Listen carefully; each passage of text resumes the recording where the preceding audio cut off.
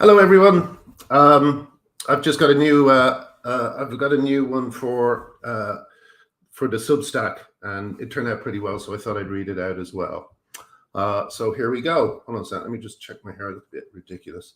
Well, I always look ridiculous. What's the fucking point? Okay. A few days ago, I mentioned the fact that Irish Greens councillor Karen Power had blocked a disabled woman who asked her a certain question. Henrietta Freeman has been paralysed since birth and currently needs the help of the women, specifically the women in her family, to get changed and cleaned and taken to the toilet. Her question is simple. Is she allowed to request a female carer? Not a trans woman, a woman. In an Ireland ruled by self-ID, does she have that right? As Karen doesn't want to answer Henrietta's question, perhaps another Irish trans ally could do so. How about you, Colm O'Gorman, or you, Rory O'Neill? Another woman, a friend of Henrietta's, sent me this email today. My very sick cousin has actually had a man in a dress turn up at her house to help her bathe and dress. She told him where to go and called the carer's office, where she was told that he was, in fact, a woman. Thankfully, my cousin stood her ground despite the gaslighting, but was forced to wait around 6 weeks for another female carer. Her husband, who is also unwell, managed to help her to wash and dress, but it deteriorated his health somewhat. I dread to think what would have happened to my cousin if she'd not had him or taken the agency's word for her carer's sex. She lives 170 miles from me, and I'm disabled too, so can't get to her. She lost her 93-year-old mother in July, so she's fragile mentally.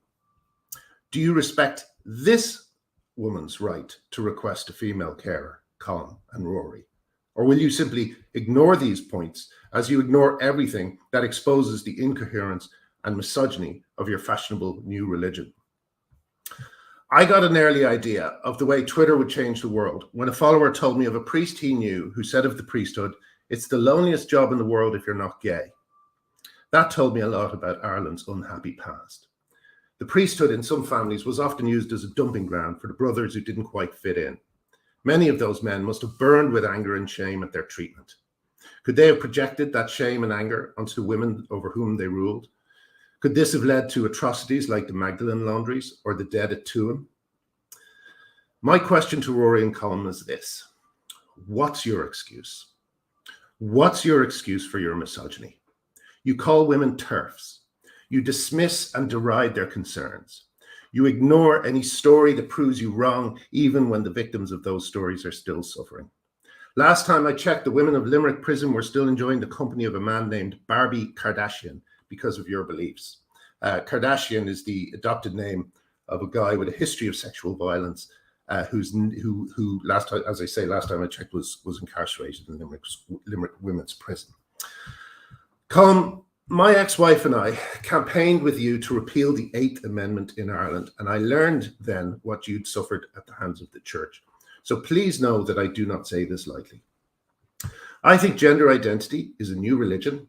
Henrietta and the women of Limerick Prison are the new Magdalene workers, and you and Rory are the new priests. You're both gay men who have come to prominence at a time without shame, without public homophobia, although as Susie Green's story tells us, homophobia still exists behind closed suburban doors. And you have both found in trans activism an outlet for misogyny so virulent it would stain the cause of gay rights if I didn't know there were also people like Artie Morty and Fred Sargent on the other side. Fred Sargent, by the way, is the Stonewall veteran who was beaten, pushed to the ground, and had coffee poured on his head by trans rights activists at Vermont Pride. Has Panti Bliss asked after his health? Has Colm O'Gorman? I doubt it. Sorry, this is a bit that I should have worked out, but Panti Bliss is Rory's drag name. Rory is a famous drag artist in Ireland. I will put something about that in here. Fred is an awkward figure for them. He doesn't believe in the new religion and bodily obstructs those who would rewrite sacred history to center cross-dressing men. Present at every night of the riots, he saw firsthand that it was lesbians and gay men who led at Pride, at Stonewall and beyond. And the efforts to sideline him by disgraceful propaganda sheets like Pink News remind me of the efforts of Holocaust deniers like David Irving, who were peddling their filth even as the survivors were still alive to tell their stories. Unlike O'Gorman and O'Neill, who go selectively blind and deaf depending on whether or not a lesbian is talking to them, gay men like Artie and Fred have responded to an emergency by throwing everything they had at it. So too have lesbians like Alison Bailey, Kate Harris, Bev Jackson, and the beloved late Magdalene Burns. These gay heroes have lost friends and opportunities because the stakes were too high to ignore, and in return, they have been smeared relentlessly by cowardly, unprincipled opportunists like O'Gorman and O'Neill. Just look at how O'Neill speaks about J.K. Rowling, a victim of domestic violence who wrote movingly about the importance of sex-segregated spaces for vulnerable women. He said, "I see that now the husk that remains of what used to be beloved children's author J.K. Rowling has started bullying an Irish county councillor. A load of British people are angry at Irish county councillor for being a British one." Not sure what that meant. I think he might have wrote it angrily. You think you read that wrong, but you didn't. Well, the husk that remains is the phrase I want to bring attention to. Notice also Panti using the Brit line to dismiss the many responding, something which Colm also indulged when he was attacking LGBT Alliance Ireland. A disgracefully racist technique to make Irish women fall into line. Don't object or you're a Brit.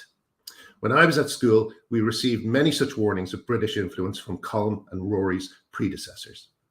Once again, you can take the priests out of Ireland, but you'll have a hell of a time taking the priesthood out of some Irish men. Colm and Rory embody a misogyny that seems baked into Ireland's bones. O'Neill's clownish impersonation of a woman does not give him the right to dismiss their concerns or ignore the voices of lesbians calling for help. I suggest Irish people stop being hypnotized by cosmetics and recognize him for what he is, a misogynist pure and simple. No one but a misogynist who hates lesbians especially could ignore the copious evidence he has been sent of trans-identified males coercing and gaslighting lesbians. Colm O'Gorman presided over Amnesty when they disgracefully erased Irish women from the scene of their greatest victory over the church in a famous tweet that proclaimed it as a victory for pregnant people. My memory is hazy, but it might have been the moment I fully peaked transed. How dare they remove my wife's humanity? I know I thought that.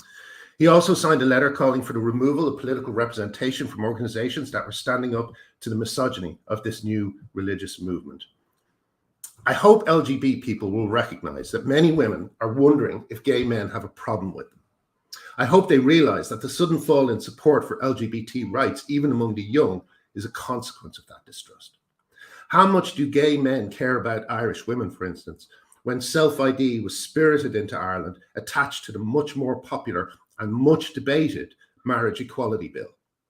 This was something that amounted to a daylight theft of women's rights in Ireland, and it tarnishes the cause to which it was so slyly attached.